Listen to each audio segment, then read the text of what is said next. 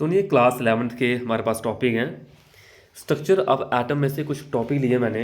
जैसे कि बच्चों को मैंने एग्जाम में डाले थे, पूरा पूरा चैप्टर बच्चों ने डिटेल में पढ़ा हुआ है, लेकिन फिर भी अगर इस तरह से कंसेप्चुअल क्वेश्चन बच्चों को पूछे जाते हैं तो वो बच्चे अटैम्प्ट नहीं कर पाते हैं। तो आपको जो प्रिपरेशन है वो ओवरऑल करनी पड़ेगी। पहले नंबर ऑफ थ्योरी को एनसीईआरटी को पढ़ना पड़ेगा, देन आपको इस तरह के क्वेश्चन को अटैम्प्ट करना पड़ेगा। जैसे ही कल मैंने बच्चों को जो टेस्ट रखा हुआ तो उनको इस तरह के क्वेश्चन को एक नॉलेज रखना पड़ेगा कि ये क्वेश्चन किस तरह से अटैम्प्ट करने हैं। पहला क्वेश्चन कैनाल रे की बात कर रहा है। तो ये कैनाल रे आई कहाँ से? डिस्कवरी प्रोटॉन से आई। आपको पता है कि जैसे कि आप जानते हो कि एक एटम आप इलेक्ट्रिकली न्यूट्रल बोलते हो, क्योंकि उसमें प्रेजेंस जो नेगेटिवली चार्ज जो होते हैं वो जहाँ पे एस्टेब्लिश किए गए थे, और वहाँ पे ये सोचा गया था कि जो पॉजिटिवली चार्ज पार्टिकल होते हैं इनको भी एक एटम के अंदर प्रेजेंट होना चाहिए। इस पर्पज़ के लिए गोल्डस्टेन ने 1886 में एक डिस्चार्ज ट्यूब एक्सपेरिमेंट दिया था, जिसमें उसने एक परफोरेटेड कैथोड को लिया था और गैस को एट लो प्रेशर पे उसने लिया था। अगर आप बच्चों ने डिस्कवरी ऑफ प्रोटॉन अगर पढ़ के रखा है तो फिर आपने एनोड रे के बारे में पढ़ा, और ये भी पढ़ा था कि जब हाई वोल्टेज को 10⁴ वोल्ट जब इलेक्ट्रोड और इनके बीच अप्लाई की थी उस टाइम प्रेशर को कम करके जहाँ पे क्या हुआ था कि ग्रीन फ्लोरोसेंस अपीयर हुई थी कैथोड के वाल के पीछे। और उस टाइम एनोड रे को नाम दिया था कैनाल रे। क्यों दिया था? क्योंकि ये पास हो रही थी एक कैनाल कैनाल यानी कि होल में से। कौन से होल? कैथोड के होल। तो उसके बात करें कि जो पॉजिटिव रेस होती है they are found to carry positive charge. Anode ray की बात करें, एनोड रे होती क्या है जी? एक्चुअली एनोड रे से ओरिजिनेट नहीं होती हैं, फिर कहाँ से आती है? स्पेस बिटवीन द कैथोड और एनोड, और इनकी गैसेस के आयोनाइज होने से ये क्या होती हैं? डेवलप होती हैं। एक स्ट्रेट लाइन में ट्रैवल करती हैं, मेटेरियल पार्टिकल की बनी होती हैं, पॉजिटिव चार्ज कैरी करती हैं। तो जहाँ पे ये कैनाल रे के ऊपर क्वेश्चन था तो इसके बारे में थोड़ा बताऊंगा आप लोगों को, सुनो।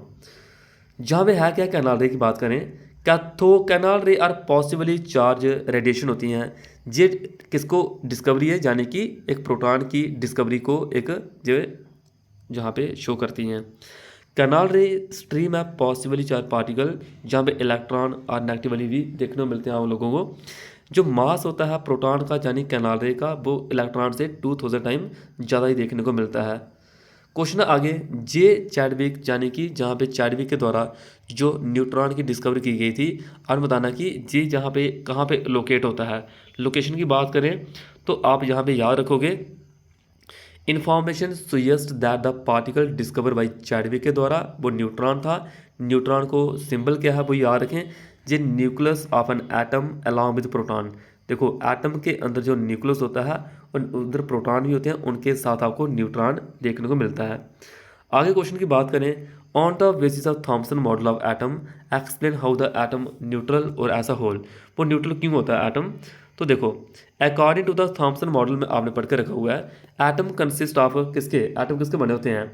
Atom consist of possibly charge sphere and the electron are embedded in it, जिसको प्लम पुडी मॉडल में नाम दिया था। और नेगेटिव और पॉजिटिव चार्ज यहाँ पे इक्वल मैग्नीट्यूड में होते हैं, तभी उसको बोलते हैं इलेक्ट्रिकली वो क्या है? न्यूट्रल है। वो कहता है जे थॉमसन की लिमिटेशन क्या थी? अगर आपसे कोई पूछे तो उसकी लिमिटेशन थी, जे थॉमसन मॉडल की अगर बात करें तो उसने बोला था कि पूरी पूरी स्पेस एटम में एक कवर की गई होती है और इलेक्ट्रॉन उसमें एम्बेडेड होते हैं ऑल ओवर, यानी पॉजिटिव और नेगेटिव वहाँ पे इक्वली प्रेजेंट होते हैं। बट और साइंटिस्ट आए, उन्होंने एक्सपेरिमेंट किए और वहाँ पे ये शो किया proton are present only the centre of the atom. उन्होंने बोला कि प्रोटॉन सिर्फ एटम के सेंटर में होता है, इलेक्ट्रॉन उसके आसपास डिस्ट्रीब्यूट होते रहते हैं। तो जे थॉमसन स्टेटमेंट को गलत मान लिया। On the basis of Rutherford model of atom, कौन सा सब एटॉमिक पार्टिकल प्रेजेंट था न्यूक्लियस ऑफ एन एटम के अंदर? तो देखो रदरफोर्ड मॉडल की अगर बात करें, आप लोगों ने पढ़ के रखा हो, जैसे कि अगर मैं आपको एटॉमिक नंबर पूछ लूँ, एटॉमिक नंबर किसको बोलते हैं? जितने प्रोटॉन प्रेजेंट होते हैं न्यूक्लियस के अंदर या जितने इलेक्ट्रॉन प्रेजेंट होते हैं एक न्यूट्रल एटम में, उसको बोलते हैं एटॉमिक नंबर। मास नंबर किसको बोलते हैं? जितने प्रोटॉन और न्यूट्रॉन प्रेजेंट होते हैं, प्रोटॉन और न्यूट्रॉन। आइसोटोप किसको बोलते हैं? आइसोटोप बोलते हैं कि जिन एलिमेंट का एटॉमिक मास सेम होता है और एटॉमिक नंबर सेम होता है, एटॉमिक मास क्या होता है? चेंज होता है। आइसोबार जिनका एटॉमिक मास सेम होता है। आइसोटोन जिनमें सेम नंबर ऑफ न्यूट्रॉन होते हैं, उनको बोलते हैं। पता होना चाहिए आपको। रदरफोर्ड मॉडल की बात करें, रदरफोर्ड मॉडल आप बच्चों ने पढ़ के रखा हुआ है। 1911 में लॉर्ड रदरफोर्ड ने मॉडल दिया था, जहाँ पे इसने अल्फा रे स्कैटरिंग एक्सपेरिमेंट के ऊपर जो बेस है, इसने कहा था एटम एक पॉसिबली चार्ज सेंट्रल कोर का बना है जिसको न्यूक्लियस बोलते हैं, और जो रिमेनिंग पार्ट होता है उसको एक्स्ट्रा न्यूक्लियर पार्ट बोलते हैं। एटम का साइज इसमें 10⁻⁻14 मीटर बोला था, और जो हम न्यूक्लियस का 10⁻10 और एक एटम का साइज जो था वो 10⁻14। ये ध्यान रखें।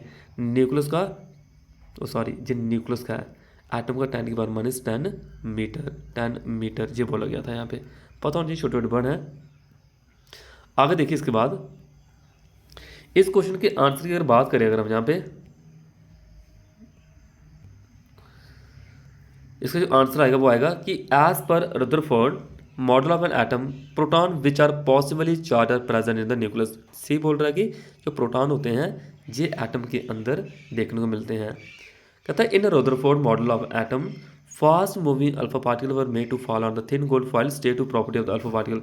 अल्फा पार्टिकल दो प्रॉपर्टी की बात करा वो, तो इसकी दो प्रॉपर्टी कौन कौन सी हुई? एक तो अल्फा पार्टिकल पॉजिटिवली चार पार्टिकल कैरी करते हैं, और ये होते क्या हैं? ये होते हैं डबल चार हीलियम आयन, और मास होता है चार, यानी कि दो होते हैं प्रोटॉन और बाकी चार होता है इसका एटॉमिक मास। और न्यूट्रॉन बोलो चार में से दो निकाले, दो इसके आएंगे यहाँ पे neutron. 3 observation of the experiment perform by the Rutherford for इस मॉडल ऑफ एन एटम। वो कौन कौन था वो? तो देखो इसने बोला कि most of the alpha particle were able to pass through the gold foil undeflected, की कुछ रेस इसमें से पास होगी विदाउट एनी डिफ्लेक्शन, कुछ डिफ्लेक्ट होगी स्मॉल एंगल पे, कुछ डिफ्लेक्ट होगी लार्ज एंगल पे। और जहाँ से था कि एटम के अंदर भाई एक क्या है, एम्प्टी स्पेस है, और एटम के अंदर एम्प्टी स्पेस है और जो बोला गया था कि उसके अंदर भाई जो है वो कौन है, न्यूक्लियस की डिस्कवरी थी। बोर मॉडल के स्केच की बात करा और एल शेल के लिए बता रहा है कितने इलेक्ट्रॉन अकोमोडेट होते हैं, ये आपने पढ़ के रखा हुआ है। देखो ये बोर मॉडल के shell K L M N सारे दिए हैं। जब कभी इलेक्ट्रॉन निकालने हो आपने 2n² फॉर्मूला लगाना है। K होता तो n की वैल्यू 1 पुट करो, L है तो 2 पुट करनी है, M है तो 3 वैल्यू पुट करनी है। इजी है। Describe Bohr model of an atom. Bohr model of atom को डिस्क्राइब करना है। भाई बोर मॉडल के अकॉर्डिंग क्या है कि एटम के अंदर न्यूक्लियस होता है, इलेक्ट्रॉन रिवॉल्व करते हैं, उनमें डिस्क्रीट ऑर्बिट होते हैं जैसे K L M N shell अभी बताया मैंने। कहता है वाइल रिवॉल्विंग इलेक्ट्रॉन डिस्क्रीट वहाँ पे वो डू नॉट रेडिएट, वो कोई भी एनर्जी को रेडिएट नहीं करते हैं। इनको एनर्जी लेवल बोलते हैं, इनको K L M N से रिप्रेजेंट करते हैं और 1 2 3 इनको वैल्यू देते हैं। जहाँ ट्रू और फॉल्स की बात करें, जे थॉमसन ने क्या बोला न्यूट्रॉन के बारे में, मास इलेक्ट्रॉन का ज़्यादा होता है कम होता है। तो इस क्वेश्चन का आंसर क्या है? ए वाला फॉल्स है, बी वाला फॉल्स है, सी वाला ट्रू है। सी वाला क्यों?